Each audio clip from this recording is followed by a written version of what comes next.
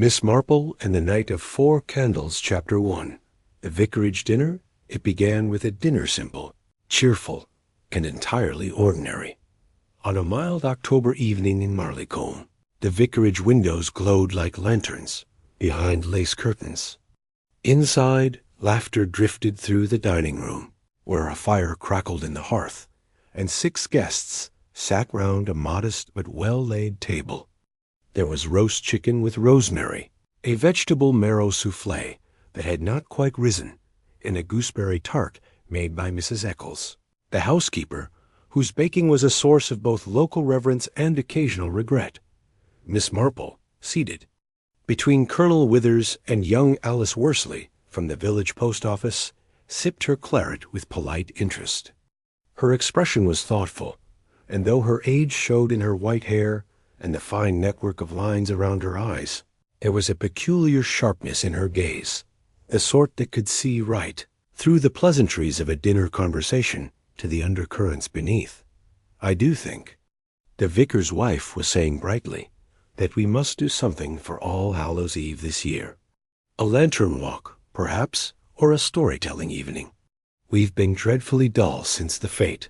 "Storytelling?" said Colonel Withers, with a snort. "Sounds like rot to me. That's how children get nightmares." "Oh, I love a good ghost story," said Alice eagerly, "especially if it's true." The vicar, Reverend Pym, chuckled into his napkin. "Well, Marleycombe certainly has its legends. Old Mrs. Farthing swore her grandfather saw a headless coachman near the 4 Candles Inn." "The 4 Candles," said Miss Marple softly, folding her hands in her lap. "That place has a long history, hasn't it?" "Oh, yes," said the vicar's wife. "It's been closed for years, of course ever since that dreadful fire. But there's talk of someone buying it again. Renovating. A London developer, I hear." "I don't see the sense," said Colonel Withers. "No one stays in Marleycombe unless they're lost or hiding." There was a small silence after that remark. Miss Marple looked over at the clock on the mantel. It was nearing 9. The hands, shaped like iron thorns, pointed stiffly across the white face of time, ticking with a persistent hush. Outside, the wind stirred through the hedgerows. Leaves pattered against the windows. "Well," said Alice, standing to help clear the table, "if someone does buy the 4 Candles, perhaps it'll breathe some life into the village. We could use a bit of excitement." She would get her wish, though not in the way she meant. Later that evening, Miss Marple walked home beneath a moonless sky. Her cottage sat at the edge of the village, tucked behind a low stone wall and a gate that squeaked when opened. Her mind was quiet, but not empty. She always listened, especially when no one expected her to. She lit a lamp in her sitting room and poured herself a small sherry. There were letters on the bureau to be answered, and a knitting project halfway through on the armchair pale blue wool for a baby that hadn't yet been born. But she sat instead and looked out the window in the distance. Beyond the churchyard, in the meadow, she could just make out the slanted roof of the 4 Candles Inn. Dark now, abandoned. She had never liked that place. Something about it had always felt unsettled. The next morning, Marleycombe awoke to news that would ripple through every parlor, every pub table, and every church pew in the village. At precisely 6:32 a.m., Henry Vale, the village milkman, arrived at the old stables behind the 4 Candles, where he had been told to deliver a special order of cream and eggs. He never made the delivery. Instead, he ran straight to the constable's office in his apron, pale as milk himself, stammering about blood and broken glass and a figure on the flagstones that wasn't moving. By 7 o'clock, the whole village knew. A stranger had been found dead at the 4 Candles Inn, and no one knew who he was. Chapter 2. Whispers in the fog. By midday, the village of Marleycombe was buzzing like a disturbed beehive. The fog had crept in from the fields thick, low, and wet, muting the cobbled streets and half shrouding the hedgerows in pale gauze. But it did nothing to quiet the voices. Whispers flitted from shop to shop, from doorstep to doorstep, like leaves caught in a gust of wind. They say his head was bashed in with a poker. No identification. Not even a wallet. London clothes. Expensive ones, too. Could have been a burglar, though what's to steal in that old ruin? The constable, young Edwin Bell, was in over his head. He'd never dealt with more than the occasional lost dog or petty dispute about stolen dahlias. Now he found himself guarding the crumbling entrance to a crime scene, flanked by yellow cordon tape and the grim silence of the past dot by 1:15 p.m.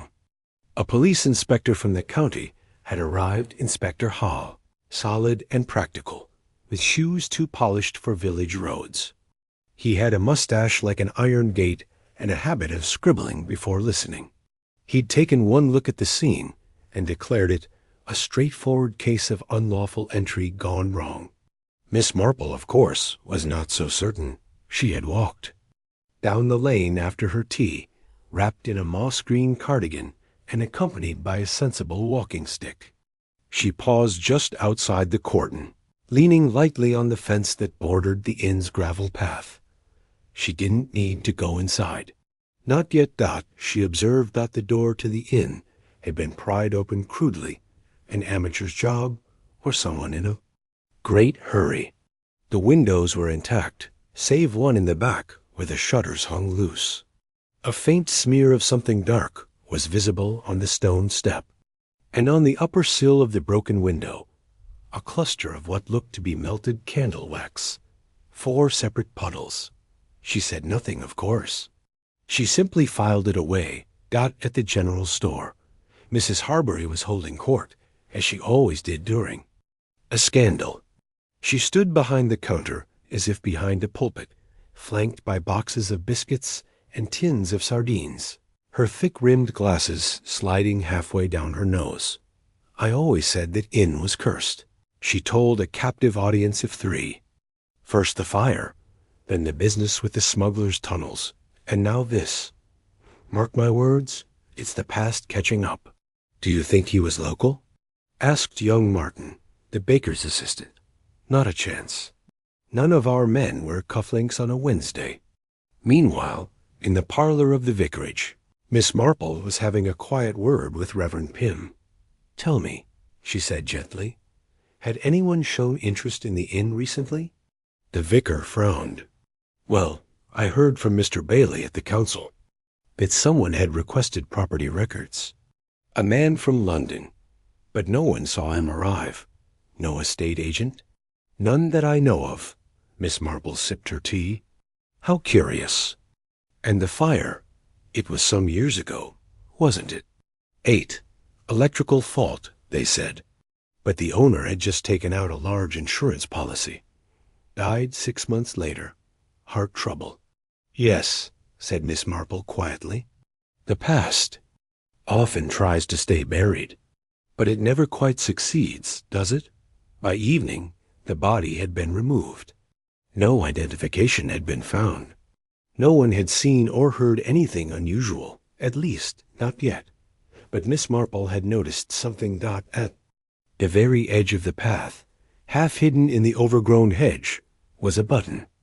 A small, dark button with a tiny silver crown insignia. Almost military. She said nothing. She only smiled politely, turned, and began her walk home. Tomorrow, she knew, the real talking would begin, and so would the lies. Chapter 3. The button and the widow. The following morning dawned cold and pale, with a sky the color of dishwater and a wind that whispered through the lanes like a warning. In Marleycombe, most villagers were already up, not out of routine, but out of restless curiosity. The death at the 4 Candles Inn had disturbed something deeper than just gossip. It had unsettled memory and guilt and fear. At precisely 8:47 a.m., Miss Marple visited Constable Bell at the station.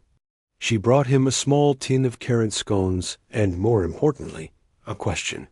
Do we know if the deceased had any military connections? The young constable blinked at her from behind a stack of paperwork. Military? Oh, not that we've been told, ma'am. Why do you ask? Miss Marple opened her palm out, and it lay the small silver-crowned button she had found near the hedge. Well, she said mildly, this appears to belong to a uniform of sorts. Possibly ceremonial. I believe the crown insignia places it within. The Territorial Army or a private security firm. Constable Bell flushed. I'll inform Inspector Hawley straight away. Miss Marple simply smiled. No need to mention me, dear. These things have a way of revealing themselves in time. Later. That day, Miss Marple paid a quiet visit to Widow Temple, who lived on the edge of the common near the woods. Mrs. Temple was not well liked. She was not particularly disliked either. She simply existed at the edges of village life, much like fog or superstition. She had been widowed young, her husband a surveyor who died abroad under vaguely suspicious circumstances. Since then, she had lived in the ivy-covered cottage alone, surviving on pension and privacy. But Miss Marple remembered something. 8 years ago, during the fire at the Four Candles Inn, it was Mrs. Temple who had reported seeing a man running through the orchard late at night. No one had believed her. They said she dreamt it. That same orchard now lay behind the inn, blackened by time. Mrs. Temple answered the door in a dark wool shawl, her eyes sharp beneath graying brows. Miss Marple, she said without surprise, you've come about the death. May I come in? Inside, the cottage smelled of cloves and old stone. There were no photographs on the mantel, no sign that anyone had ever really lived there, only endured. He was there last night, wasn't he?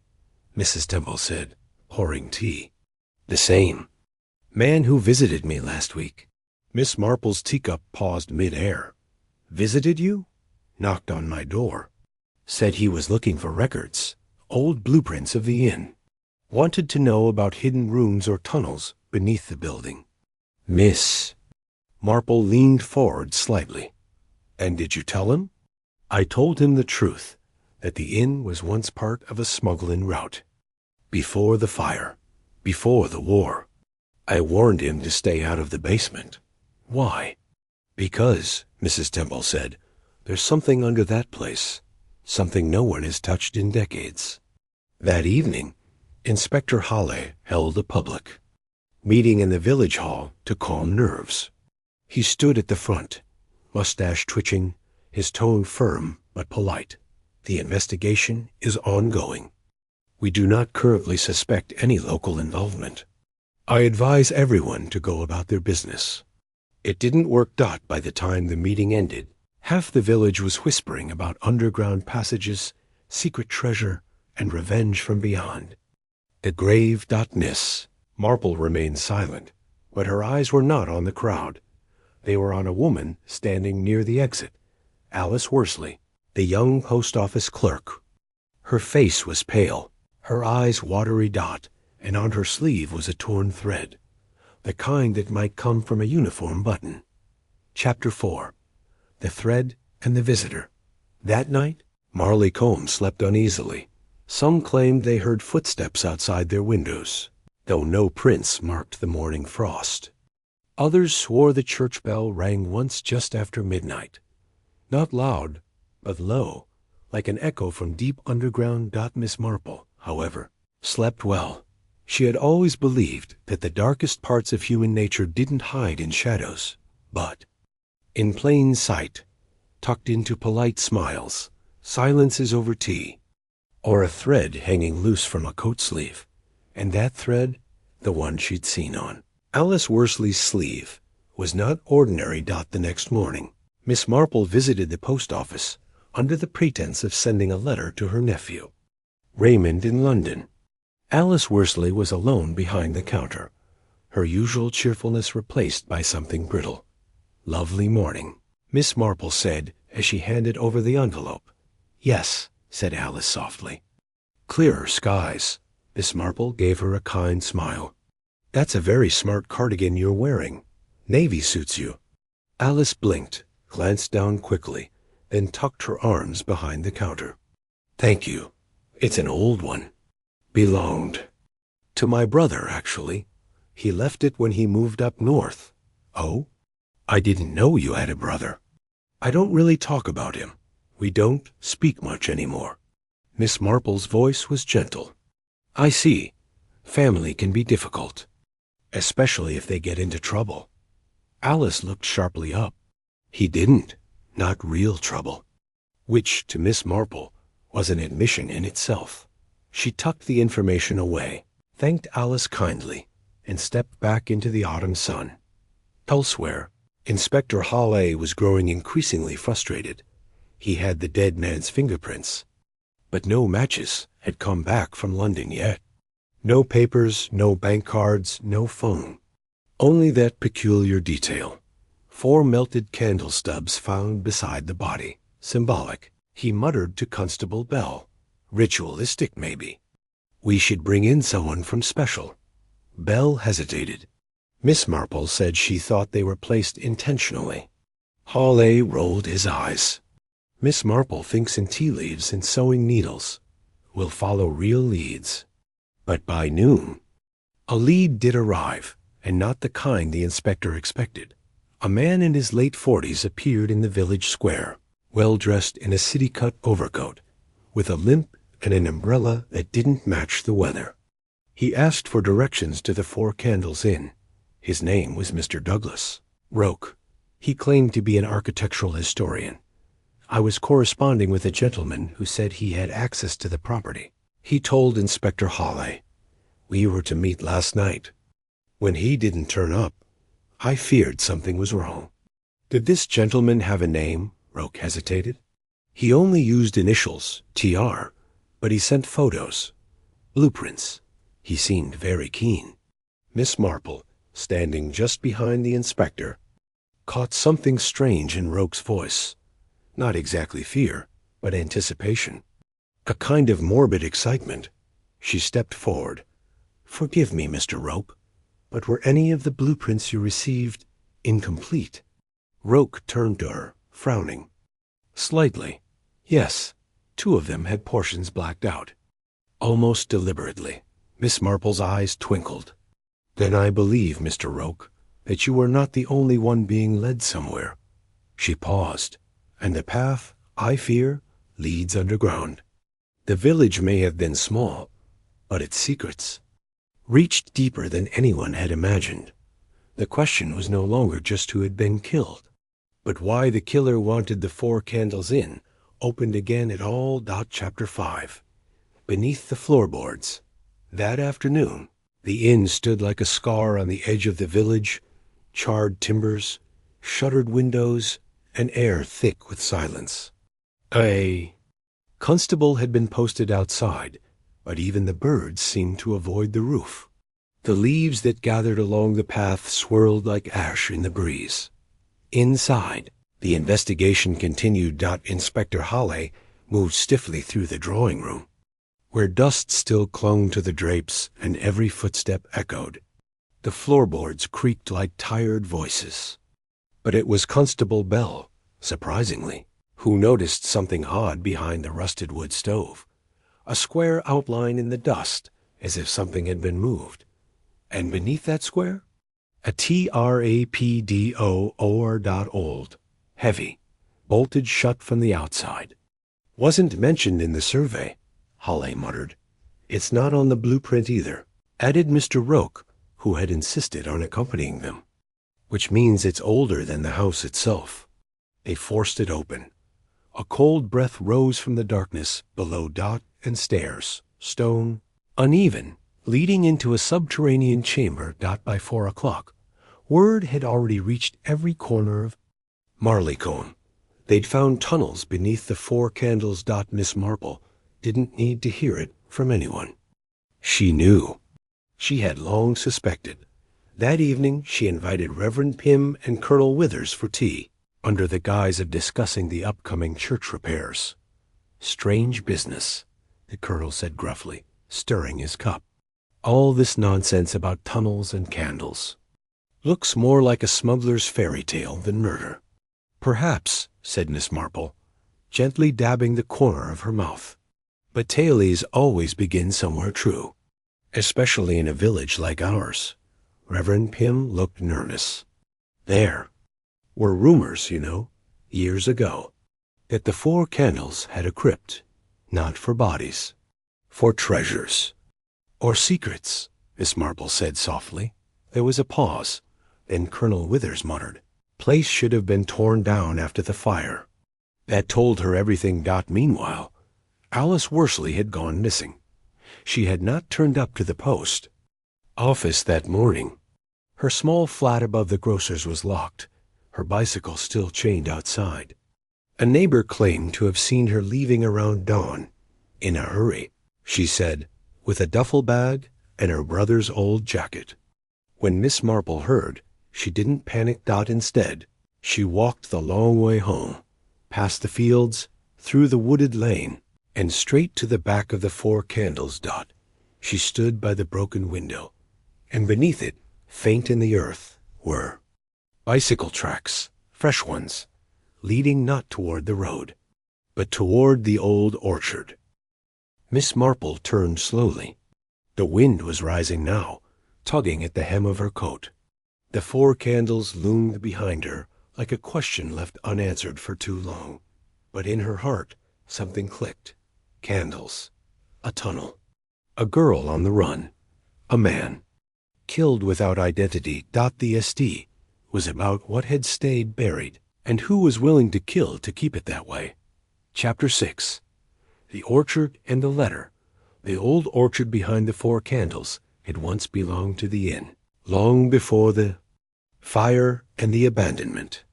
Gnarled apple trees now stood like crooked sentinels, their bark scarred and branches heavy with rot-blackened fruit. No one tended the place anymore. Children said it was haunted. Miss Marple knew better. She followed the faint bicycle tracks. Through the tall grass, one gloved hand steady on her walking stick. The soil was soft from the previous night's rain, and though the tracks grew faint, they did not vanish. They curved around the edge of the orchard to the rear gate, rusted shut, but forced open just enough for someone to squeeze through. Beyond the gate was a clearing, and in the center of it was a bench. Old, half collapsed, with initials carved into the wood. A younger Miss Marple might have dismissed it, but this bench held a clue. Underneath it, neatly wrapped in wax paper and tied with garden twine, was a letter. She hesitated. Then she picked it up. Inside the envelope was a single sheet of lined paper, folded twice. The handwriting was youthful but hurried, and undeniably feminine. If anything happens to me, it's not an accident. The man who died, I think he knew about the tunnels, about the silver. They're watching me now. My brother warned me not to trust anyone. But I had to try. If you find this, tell Miss Marple. She'll understand. A WMI, says Marple, folded the paper. Slowly. Her hands didn't tremble. They never did. But her expression changed, just slightly. A quiet hardening. She put the letter in her pocket and turned back toward the inn. Alice was in danger, and someone in Marleycombe was desperate to make sure her voice was never heard. Back in the village, Inspector Hawley had reached a dead end. Autopsy on the unidentified man revealed no signs of a struggle beyond the fatal blow to the skull. Time of death, sometime after midnight. No signs of forced entry beyond the front door. Nothing was stolen. But someone lured him there, Hawley muttered, pacing in the vicar's office. And he had documents with him. Old maps. One was torn in half. Reverend Pym looked up from his Bible, frowning. What kind of documents? Hawley hesitated. Blueprints. Surveyor's records from 1904, the ones the church archived after the expansion. Pym paled slightly. But those are supposed to be sealed. Exactly. Meanwhile, Miss Marple returned home to find an envelope slipped under her door. No. Return address. Inside, a photograph. Grainy, black and white. It showed the 4 Candles Inn, sometime in the 1930s. But not the front of the inn. It was the basement. Lit by gaslight, with 4 men gathered round a small stone altar. On the altar lay 4 silver candlesticks, and next to them a pistol. Miss Marple studied it carefully. Then she whispered, "So that's what this is about." Chapter 7. Secrets in the Silver. The photo was old, but not forgotten. Miss Marple had seen it once before, years ago, in the county archive, buried inside a ledger labeled Private Holdings, 1933 to 1942. At the time, she hadn't thought much of it. A photograph of 4 men posing beside silver candlesticks in the cellar of a village inn. Odd, yes, but not sinister. Now she understood. It wasn't just silver. It was smuggled silver, maybe from wartime transport or a family hoard hidden during the financial crash. The kind of treasure that could make people kill. She laid the photo beside Alice's letter and made a quiet decision. It was time to visit someone she hadn't spoken to in 15 years, someone who had once owned the 4 Candles Inn. Stanley Craythorne was not a man anyone missed. After the fire, he'd sold what was left of the inn to a trust in London and disappeared to the edge of Marleycombe, where he lived in a crumbling estate with ivy in the windows and a rusted Jaguar out front. When Miss Marple arrived, he was in the greenhouse, muttering to his plants. "You've got nerve," he said without turning. "Coming here after all this time." "I find nerve is often misunderstood," Miss Marple replied gently. "I came to ask you about 4 candlesticks." That made him pause. "I told them they were gone," he said after a moment. "Melted down after the war. But they weren't, were they?" He looked at her then, not with anger, but with a strange sort of regret. "We hid them. My grandfather, 2 locals, and the curate. Thought the government would seize it. Old family silver. But after the curate died, we panicked. Thought we were cursed. The fire, it wasn't an accident." Miss Marple nodded slowly. "And the man who died at the inn? Did he know?" Craythorne's jaw clenched. "He found the 5th candlestick, the one that went missing. He wanted the others. I told him to stay away. But he went digging anyway." At the police station, Alice Worsley had turned herself in. She arrived with her bicycle, her hair windswept and her shoes muddy. She asked for Miss Marple, not a lawyer. When they sat her down, she spoke in a whisper. "I didn't kill him," she said, "but I knew why he was there." "Go on," Miss Marple said gently. Alice's hands trembled. "He was my brother's friend. They were in the reserves together. Not real soldiers, just weekend training. But they started looking into old properties, buying records, tracing valuables. They found out about the 4 candles through church ledgers. My brother warned me to stay out of it, but then he disappeared. I think someone killed him, too." Miss Marple's heart sank. This wasn't just about treasure anymore. It was about a cover-up, one that had started decades ago and was still claiming lives.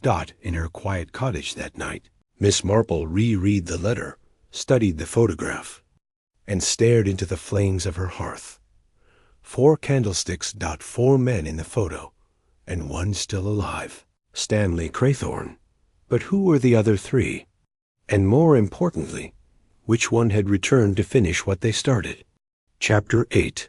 The names in the ledger. Miss Marple rose early the next morning. The sky was a dull stretch of pewter, the sort of sky that promised either rain or revelations. She dressed simply, tweed skirt, soft lavender blouse, and her favorite woolen shawl, and took her breakfast by the fire. Toast with marmalade. A single boiled egg. Then she pulled out a key. It was brass, a little tarnished, and it opened a drawer most people had forgotten existed, the bottom compartment of the old church vestry file cabinet. which Reverend Pym had once let her organize, just to keep the archives in proper shape. Inside it was a thick brown ledger marked St. Nicholas Parish Property and Trusts, 1890-1952. She turned the pages slowly until she found the entry she remembered. 1934. Transfer of partial ownership. The Four Candles Inn. Listed shareholders: Reverend Thomas Brackley, Richard Withers, Colonel. Retired: Albert Craythorne, landowner. James Farrow, stonemason. Deceased 1940. There it was. 4 men. The very same 4 men in the photograph. And 3 of them were now dead. Except Colonel Richard Withers was still very much alive. Right there in Marleycombe, playing chess at the pub, grumbling at the postmistress, and sipping sherry at the Vicarage. Miss Marple closed the ledger and stared out the vestry window. How many times had she sat across from Colonel Withers? How many times had she seen the subtle flash of worry behind his eyes whenever the 4 candles was mentioned? At 11 o'clock sharp, she visited. The Colonel was in his garden, pruning back a hedge that didn't need pruning. "Miss Marple," he said stiffly, "come for more nonsense about that wretched inn?" "Not nonsense, Colonel," she sighed, stepping onto the path. "I came across an old church ledger, 1934. 4 names. Yours among them." His shears stopped. "I was young," he said gruffly. "It was a small investment. We never made a penny." "Ah," she said gently. "But you gained something else, didn't you?" "Access." Colonel Withers turned, the red of his cheeks deepening. "That was a long time ago. We were told it was heirloom silver. The candlesticks were symbolic. Family legacy. I never expected murders." "But you feared them." He didn't answer. So Miss Marple stepped closer. "Did you know the man who died?" A long pause. Then, barely audible, "I think he was Brackley's grandson." Miss Marple nodded. That would explain the resemblance. "And Alice?" he asked. She was trying to protect her brother's name, and possibly his life. That afternoon, Inspector Hall came knocking. He held a file in his hand and a look of reluctant respect. "We got an ID on the victim," he said. "Name was Charles Brackley, architect, no criminal record. But he'd filed for access to military tunnels beneath disused buildings. Quiet obsession, it seems, or a quest," Miss Marple said, "to reclaim what his grandfather once buried." Halle frowned. "And what do you think he found?" She handed him the photograph. And beside it, a name circled in red ink. "James Farrow, the stonemason," Miss Marple said softly. "The one who built the tunnel, and perhaps the one who hid something else down there, something no one expected." Halle stared at the photo. "Then we'll have to go down again."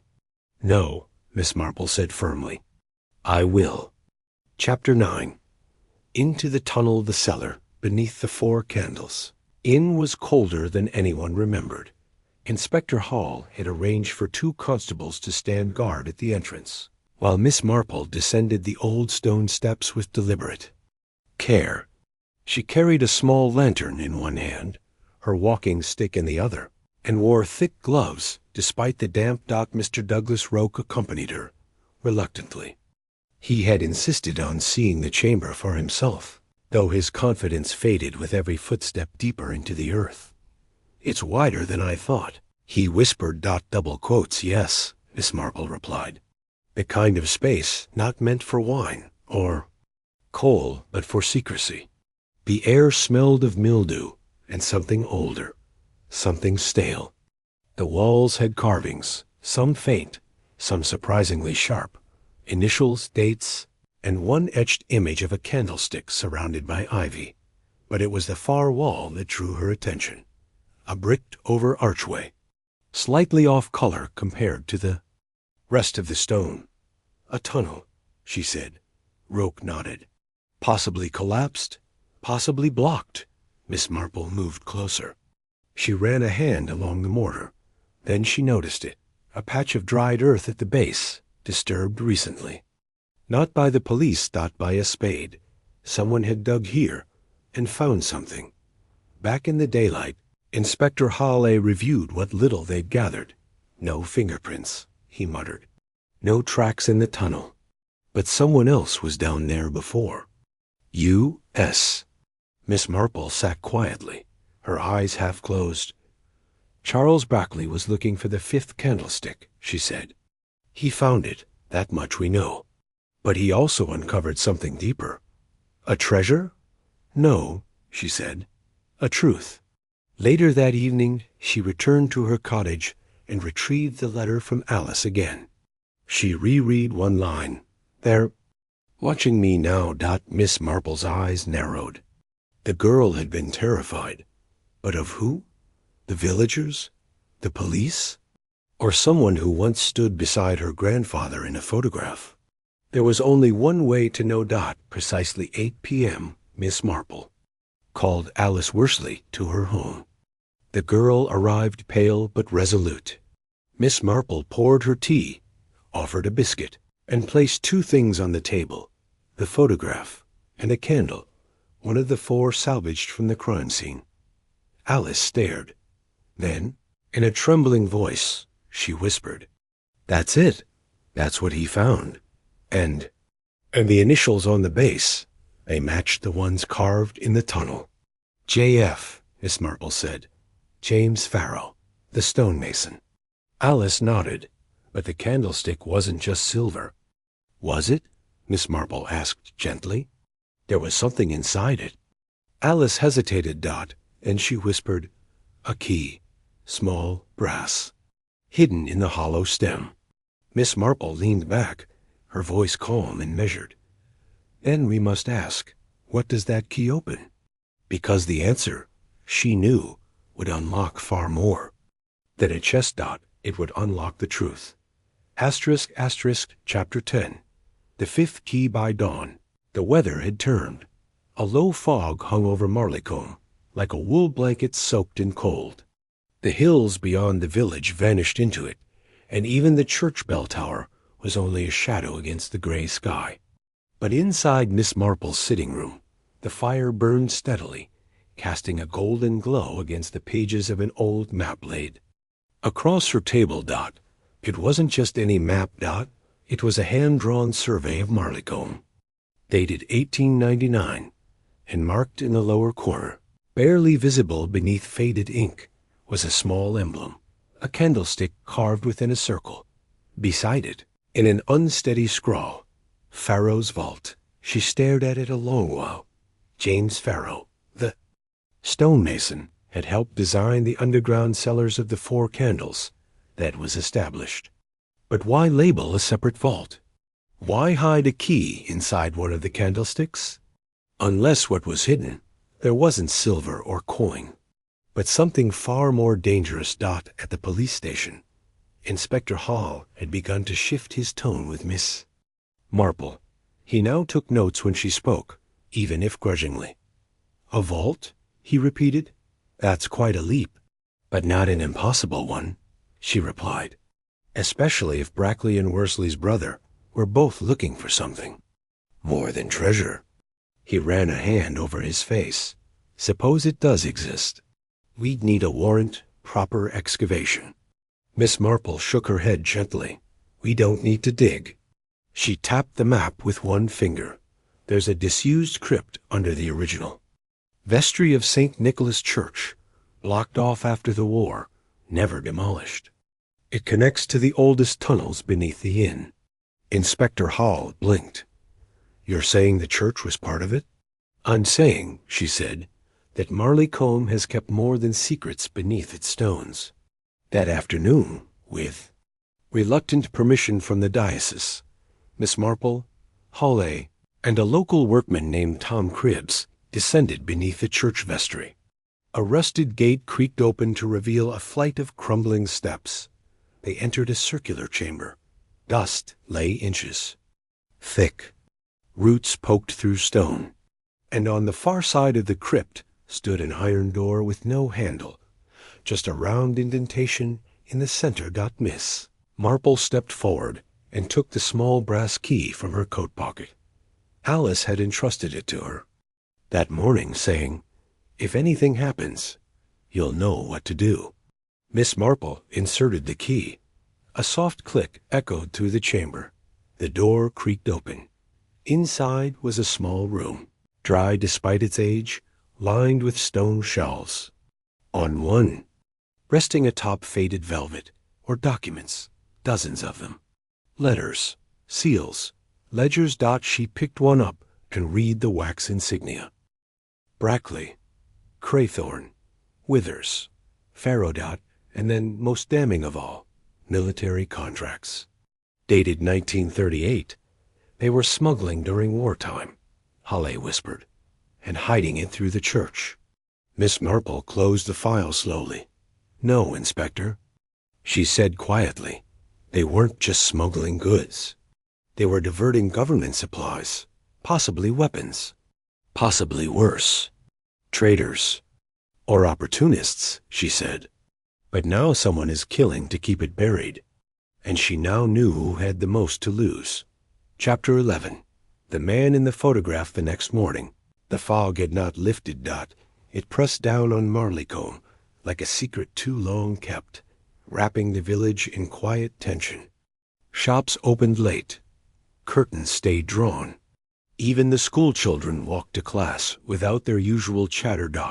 But inside Miss Marple's cottage, there was no such silence. Spread across her table were the documents from the vault. A paper. Trail of greed, betrayal, and war-era deception. It was all there. Bribes for shipments, false declarations of material loss, shell companies set up in London. The four names repeated again and again. Craythorne, Farrow, Brackley, Withers. And tucked inside one manila folder, folded and half buried beneath tax receipts, was a second photograph. Miss Marple studied it with a magnifying glass. It was taken the same day as the previous photo, the one with the silver candlesticks, but from a different angle. This time the men were laughing, glasses in hand, toasting something. But it wasn't the four she focused on. It was the fifth figure in the corner. A young man, barely 20, watching them, forgotten by the photographer, almost hidden in shadow. On his sleeve, a stonemason's patch. She went to the village library next. Not many people used it anymore, except for the gardening club or the occasional crossword addict. But the archives were untouched, and the librarian, Mrs. Fennell, still remembered everything. James Farrow's apprentice? She said, tilting her glasses. That'd be young Malcolm Peake. Odd boy.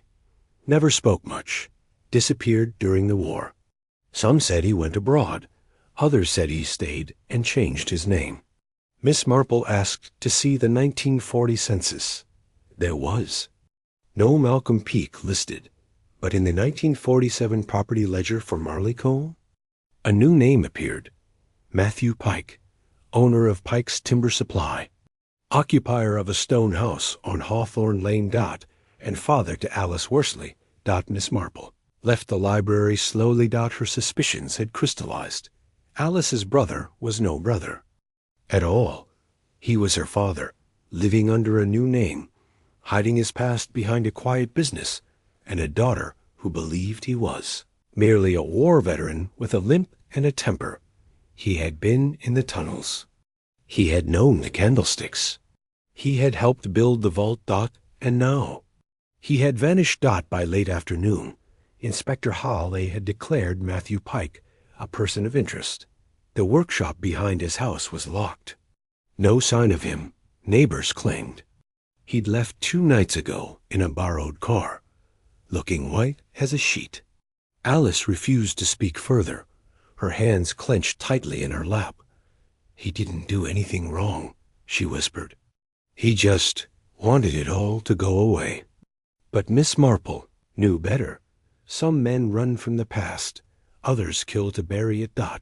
and now the final candle had been lit. Chapter 12.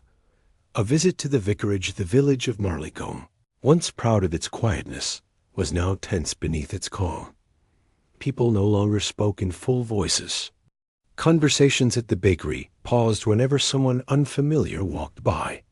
At the corner shop, even Mrs. Harbury's usual gossiping had slowed to a weary hum. The sense that something terrible had been unearthed, not just literally, but morally, hung in the air like smoke. Miss Marple, meanwhile, took her usual walk to the vicarege. Reverend Pym had been avoiding her. Not rudely. No one in Marleycombe was ever rude to Miss Marple, but cautiously. She noticed his sermons had grown shorter, his greetings more clipped. Today, she rang the bell and waited. He answered, still in his vestments, though it was far from service hour. "Ah, Miss Marple," he said. "Is this about the tunnels?" "Not entirely," she said. "May I come in?" Inside, the vicarage smelled of old polish and slightly burnt toast. The fire had been lit, though it wasn't cold. Miss Marple sat neatly in the chair by the seer window and placed a sealed envelope on the side table. "I found something," she said. "Something you may recognize." Reverend Pym took the envelope reluctantly and opened it. He didn't pull the contents all the way out. He didn't need to. The edge of the second photograph was enough. He dropped it back onto the table, his face ashen. "I didn't know," he whispered. "You didn't ask to know," Miss Marple replied gently. "But you inherited the ledgers. You had to have seen the payments, the land transfers, the signatures." "It was wartime," he said feebly. "Everyone was doing something."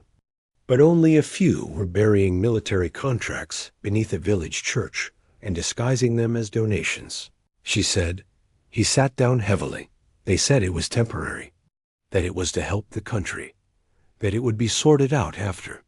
But it was never sorted. "No," said Miss Marple. "Because one man died in 1941, another drank himself to death in 1945, and the third set fire to the very building that hid their crime. And now someone's digging it all back up," the vicar murmured. "No," she said softly. "Someone already has." Later that evening, as dusk settled over the rooftops, Miss Marple walked slowly to the post office. Alice Worsley was there again, pale, composed, trying her best to appear normal.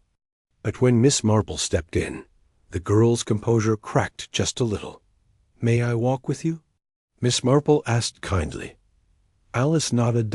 They moved in silence for a while, until they reached the green.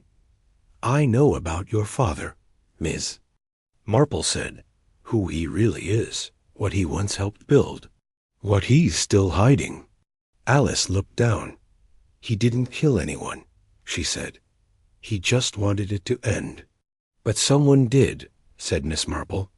"And your father may know who." Alice reached into her coat and pulled out a slip of paper, a receipt, for fuel, dated 3 days ago, signed Stanley Craythorne. Miss Marple's lips thinned. Craythorne, the one who claimed to have sold the inn, who denied the silver's existence, who had insisted the fire was an accident. But now he was buying petrol, quietly, under someone else's name, possibly to help someone flee, or to hide something. Permanently. Miss Marple turned to Alice, voice steady as stone. "Tell me exactly when your father disappeared." Chapter 13. Fire in the orchard. It was just after midnight when the first plume of smoke rose over the trees behind the fort. Candles in. A local shepherd, walking his dog along the far ridge, saw it first, a thin, winding column against the moonlight. Within minutes, the fire bell rang from the church tower, and villagers stirred in alarm. But by the time the fire brigade arrived, it was already too late. The old orchard was ablaze. The bench, the hedges, even the crooked trees, all swallowed in a hissing, crackling inferno. The ground where the bicycle tracks had once been was scorched. And at the very heart of it all, A small metal hatch that had been unearthed days earlier now melted shut. Inspector Hall stood grimly at the scene, coat drawn tight against the wind. "Petrol fire," he muttered. "Deliberate." Miss Marple stood beside him. Her face was calm, but her eyes were stormy. "They're sealing it," she said softly. "Whoever lit this knew it was the last. Way in, the last place the past could be uncovered. Craythorne?" Halley asked. "Or someone he's protecting." Back in her cottage, Miss Marple made a list. She was very good at lists. When things refused to make sense in the world, a list, handwritten, ordered, underlined, helped them fall back into place. At the top, she wrote, "Who is the killer?" And beneath that, "Stanley Craythorne, former owner, co-conspirator, knows the tunnels. Lied about the candlesticks. Supplied fuel. Colonel Withers. Knew the vault existed. Refused to talk about it. Profited. The longest. Alice Worsley's father, a.k.a. Matthew Pike, apprentice to Pharaoh. On the run. Unknown fifth man in second photograph. Possibly the real architect of the cover dash up. And then, in red ink, but who killed Charles Brackley? Not Craythorne, too frail to wield the killing blow. Not Alice. She'd been followed too closely. Perhaps Matthew Pike, but why flee if innocent? Miss Marple tapped the paper. There was someone missing. Someone with a reason not just to protect the past, but to punish it. The next morning, a letter arrived. No name on the envelope. Inside was a note, printed in clean block capitals. "Stop. Digging. Let sleeping ghosts rot. 1 candle's out. The rest will follow." Miss Marple read it once, folded it, and placed it beside her teacup. Then she stood and reached for her coat. There was one last man she had not spoken to. One man who had been curiously quiet through it all. Mr. Douglas R.O.K. E. The architectural historian. The one who just happened to arrive on the very night the body appeared. She had never quite believed in coincidences. Chapter 14. The man who knew the floor plan where Douglas Roke lived, temporarily, at the village guest house, a clean, ivy-covered place run by Miss Trevelyan, who knew everyone's habits down to their teaspoons. She hadn't liked him from the start. Too polite, she told Miss Marple once. The sort of man who wipes his shoes twice and still leaves mud where he walks. When Miss Marple arrived that morning, Mr. Roke was seated in the parlor, sipping tea and reading the Daily Telegraph. He stood when she entered, but didn't smile. "Miss Marple," he said calmly. "What a surprise." "Not really," she replied, settling across from him. "I imagine you expected me." He placed the newspaper down. "I assume this is about the fire?" "In part. But mostly," she said. "I'd like to ask why an architectural historian knew about a hidden crypt beneath a country inn when no public record ever mentioned it." He didn't answer right away. Instead, he leaned back in his chair and folded his arms. "I knew because it was mentioned in a letter," he said finally. "Written by my grandfather." Miss Marple's eyes narrowed. "And who, may I ask, was your grandfather?" He smiled faintly. "James Farrow." The STONEMASON. It all fell into place. The photograph, the vault, the hidden tunnel, the key in the candlestick. It hadn't been chance that brought Douglas Roke to Marleycombe. It had been blood. "My mother changed our name after the war," Roke said quietly, "to protect us. Grandfather died disgraced, though no charges were ever brought. She made me promise I'd never go near Marleycombe." "But you did," Miss Marple said, "because I wanted the truth. I wasn't after money or revenge. Just clarity." "And yet," she said softly, "you arrived the very night Charles Brackley was killed."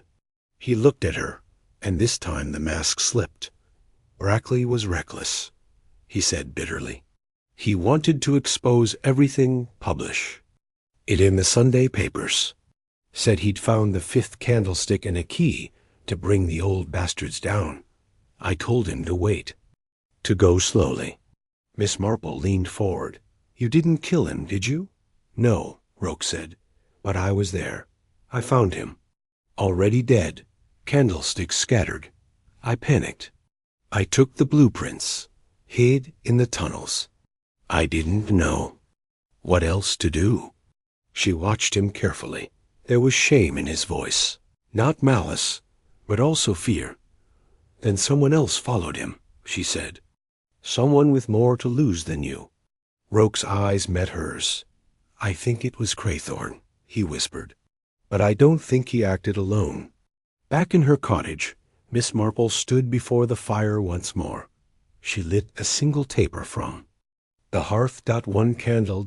Then a second, a third, and just as she reached for the 4th, she paused. The killer hadn't chosen 4 candles by chance. It wasn't just symbolism. It was a message. 4 men once stood in that photograph. Now 3 were dead, and 1 was about to be next. Chapter 15. The last candlestick. The wind that evening came hard across the downs, bending the treetops and rattling the window panes of Marleycombe like bony fingers. Most of the village had gone to bed early, but in Miss Marple's sitting room, the light still burned. She was no longer reviewing papers or photographs. Those had done their work. Now she was waiting, and at precisely 9:43 p.m., there came a knock at her door. Colonel Withers. He looked older than usual, paler. His coat collar was turned up, and his gloves were off, revealing knuckles white with tension. You sent for me, he said flatly. I did, Miss Marple said, stepping aside. Please, come in. It's time we stopped pretending. He walked stiffly to the fire, not sitting. I know what you're going to say, he muttered. No, she replied. I doubt that very much. She motioned toward the table, where the 4 candlesticks now sat in a neat row. 3 originals, and the missing 5th, recovered by the police, retrieved from Charles Brackley's belongings, each identical, each gleaming, but only one had ever contained the brass key. You used to keep these, Miss Marple said, as a set, a symbol, a reminder, perhaps, of what you and the others had built and hidden. Withers didn't speak. You killed Charles Brackley, she continued gently, not because he was a thief or a trespasser, but because he was your grandson. The colonel's eyes flickered. Miss Marple nodded. I compared the photographs. Charles and your son, Philip Withers. The resemblance is unmistakable. Brackley must have learned the truth from his mother before she died. He came here to confront you, not just about the candlesticks, but about what you did during the war. Still, Withers said nothing. You offered him hush money. He refused. You followed him to the inn. Things turned violent. She pointed to the candlestick with the shallow dent at the base. That's the one, isn't it? The murder weapon. Polished, cleaned, but slightly misshapen. Colonel Withers's shoulders sagged. He was going to destroy everything, he said softly. Expose it all. The smuggling, the bribes, the buried files. 40 years of silence, gone. So you killed him, Miss Marple said, without cruelty. And you set the orchard fire to destroy what remained. The vault, the records, your legacy. He looked at her, hollow-eyed. Will you call Hawley? Miss Marple poured him a glass of sherry. I already have, she said gently. And as the fire crackled in the hearth, and the candle flames trembled in the wind, Colonel Withers sat down at last. Not like a soldier, but like a man who had been running from truth for far too long. Chapter 16. Ashes and Justice. Colonel Withers was taken into custody quietly the following morning. No handcuffs, no parade, just a pale-faced man in a brown overcoat, stepping into the back of a police car, as though boarding a train he'd always known was coming. Inspector Hawley stood beside him, unspeaking. As the car drove off toward the county station dot by noon, the village was already abuzz, not with outrage, but with something far quieter, relief. He always was too proud, muttered Mrs. Harbury. Outside the grocer's. Too quiet, if you ask me, replied the butcher. Only Miss Marple said nothing. She sat at her window, sipping tea, her knitting untouched in her lap, because she knew something no one else in the village did. The case wasn't over. Not yet. Later that afternoon, Inspector Hawley arrived at her cottage. You were right, he said simply. He confessed, said he acted alone, claimed Brackley came at him, that it was an accident, but then admitted to the fire, said he couldn't bear the idea of it all coming out. Miss Marple nodded. And Alice? She's safe. Her father's name will stay hidden, for now, as long as he stays gone. But there's something more, isn't there? Hawley hesitated. Then he reached into his coat and pulled out a small cloth pouch. Inside was the 6th candlestick. Miss Marple's eyes widened, just slightly. I thought there were only 5, she said. So did we, said Hawley. But the girl, Alice, found this hidden in the wall of the inn cellar, behind a false panel, wrapped in old linen. She turned the silver object in her hands. It was heavier than the others. Hollow. And inside, another key. That evening, Miss Marple walked once more to the church. The vicar met her at the side door. He didn't speak, just handed her a lantern, and pointed toward the vestry stairs. The crypt below was still, dusty, undisturbed. She found the stone wall with the pharaoh carving, traced the shape of the ivy vines. Then, just beneath it, a slot, barely visible. The key slid in smoothly. A section of wall clicked. And slowly, with a grinding groan of ancient stone, a panel slid aside to reveal a sealed chest. Not of treasure, not of silver, but of names. Pages upon pages, lists, dates, transactions, dozens. Of people, officials, landowners, men who had profited off the war, and buried their sins in Marleycombe. She closed the chest gently. It would go to the authorities. It would all come out, in time. But not from gossip. Not from fear. Not from justice. Outside, the fog had begun to lift. The bell tower of St. Nicholas rose clear against the dusk. A breeze swept through the churchyard, and the scent of lavender drifted in from the hillside. And at her window, Miss Marple sat down once more. She picked up her knitting. The village would sleep easier now, though the ghosts might still whisper for a while. Chapter 17. The quiet return Marleycombe was not a village that welcomed drama. It tolerated it, occasionally whispered about it, but preferred, above all, a return to quiet. So when, 2 weeks after Colonel Withers's arrest, Alice Worsley's father returned, there was no grand announcement. He simply walked up the lane to his cottage at the edge of the village, carrying nothing but a satchel and the weight of his name. Miss Marple, of course, was already waiting on the garden bench. He stopped when he saw her. I thought you might be here, he said. She nodded. You always built things to last, Mr. Farrow. Even your silence. He gave a small, tired smile.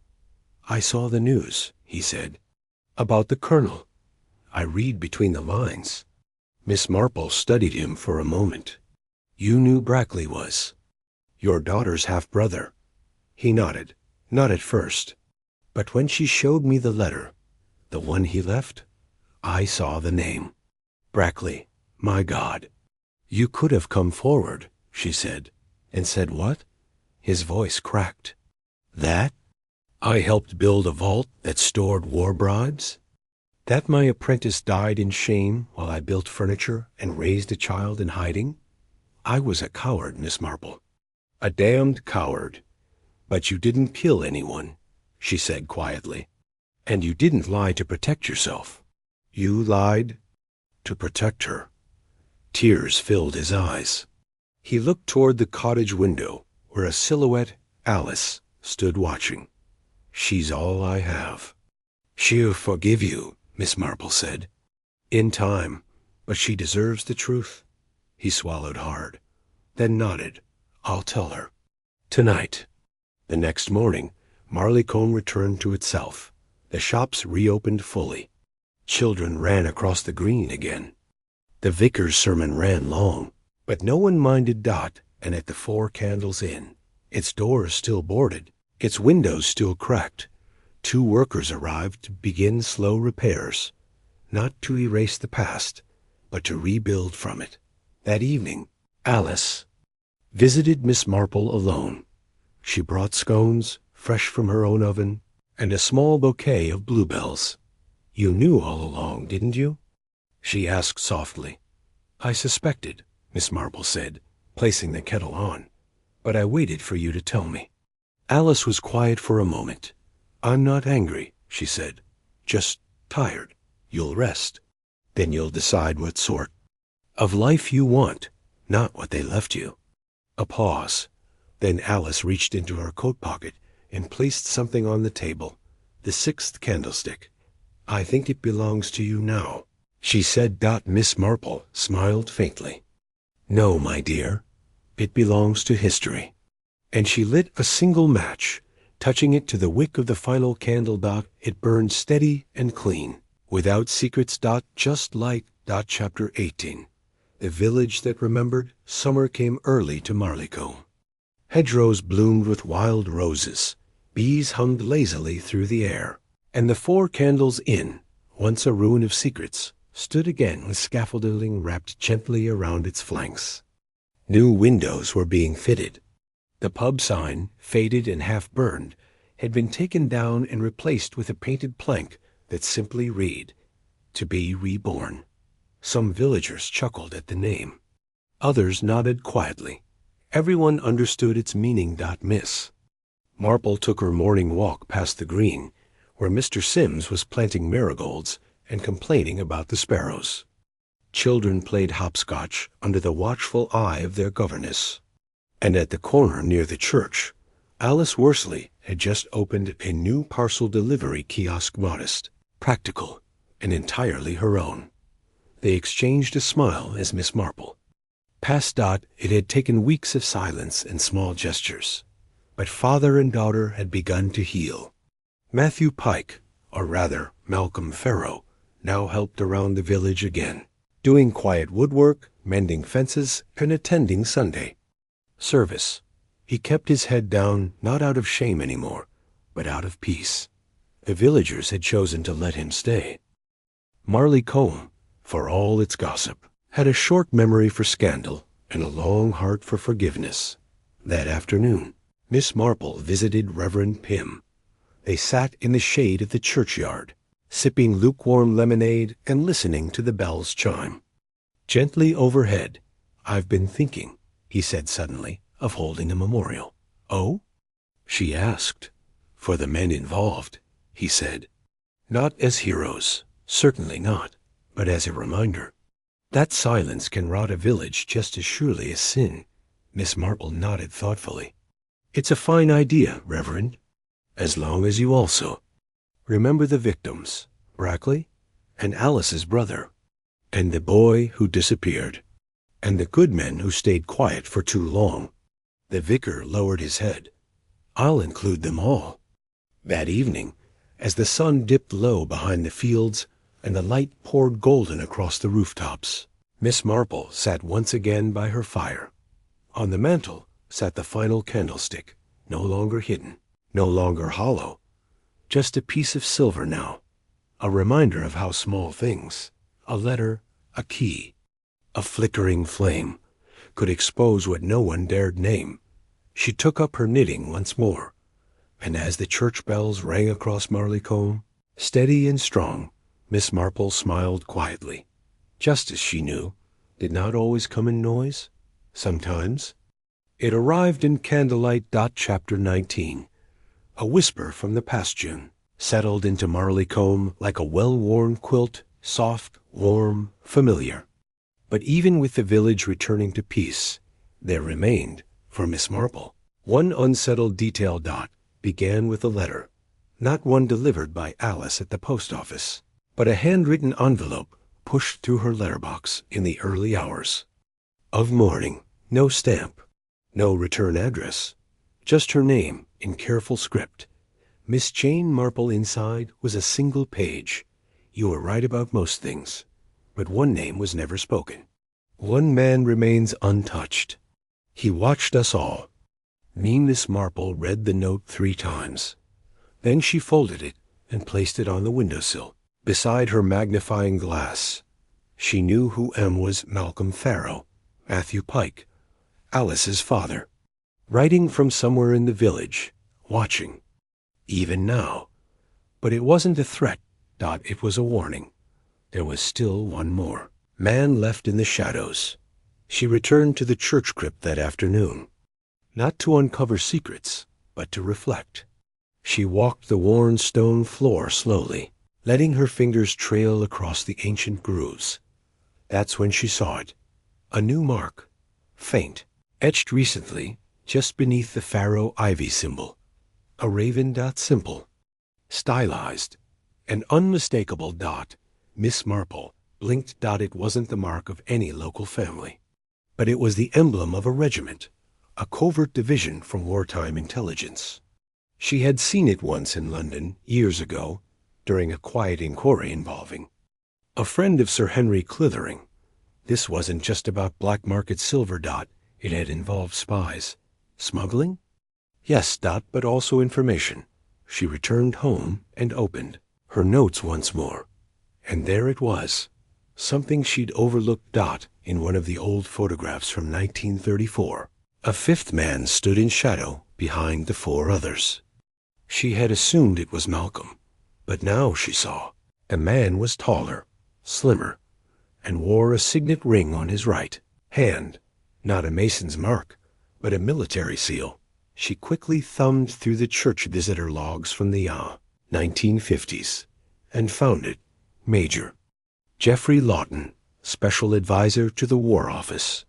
Temporary residence, Marleycombe Hall, 1952. And beneath that, in faded ink, in attendance during St. Nicholas renovations. Personal guest of Colonel Withers. Miss Marple closed the book slowly. Geoffrey Lawton, the 5th man, not in any ledger, not in any confession, not on any official list of the 4 Candles stakeholders, but he had been there. Watching. Ensuring silence, and perhaps still alive. Some secrets, it seemed, reached even beyond justice. And if Miss Marple knew one thing, it was this. Sometimes the most dangerous candle. Was the one never lit at all. Chapter 20. A light left burning. Miss Marple didn't sleep. That night. She sat by the fire with her shawl wrapped tight. The letter from Malcolm Farrow unfolded beside her, the church ledger open, and her thoughts circling like a kettle just before boil. Major Geoffrey Lawton. A ghost of the war. She remembered him now, not by name, but by presence. Years ago, at a garden party in St. Mary Mead, she'd overheard Sir Henry mention the Raven Division, a secretive intelligence unit used during the latter stages of the war. Deep cover operatives, notorious for knowing everyone's sins before they committed them. And Lawton had been one of them, which meant the tunnel vault in Marleycombe wasn't just hiding illegal money. It had hidden classified documents. By morning, she had sent a discreet note to Sir Henry Clithering. It was brief. 1 candle remains unlit. You once mentioned a raven. Do you still keep feathers? She posted it herself, though she disliked doing so on a Sunday. Then she waited.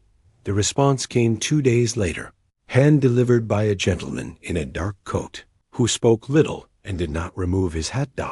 Sir Henry's letter was written in his usual crisp, formal hand. My dearest Jane, you found a name I hoped you never would. Lawton was real. And dangerous.